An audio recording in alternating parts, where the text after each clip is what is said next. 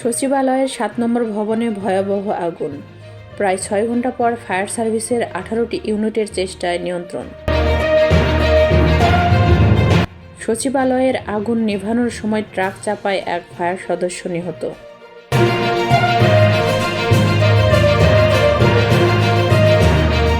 সচিবালয়ে আগুনের ঘটনায় তদন্ত কমিটি গঠন করা হবে বলে জানিয়েছেন স্বরাষ্ট্র উপদেষ্টা।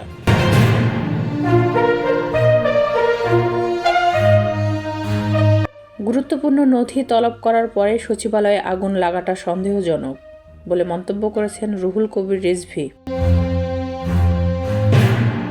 দুর্নীতিবাজ কর্মকর্তা কর্মচারীদের চেয়ার থেকে টেনে তুলতে হবে, অগ্নিকাণ্ডের ঘটনা পরিকল্পিত বলে মন্তব্য করেছেন সার্জিস আলম। কাকরাইল মসজিদে আবারও উত্তেজনা, জুবায়েরপন্থীদের সংবাদ সম্মেলন। প্রায় ২৪,৫০০ টন ভারতীয় চাল এলো বাংলাদেশে।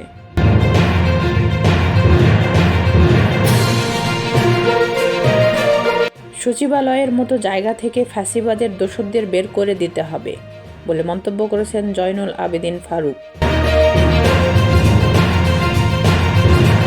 ৩ দিনের মধ্যে সচিবালয়ে আগুনের প্রাথমিক তদন্ত প্রতিবেদন জমা দেওয়ার নির্দেশ।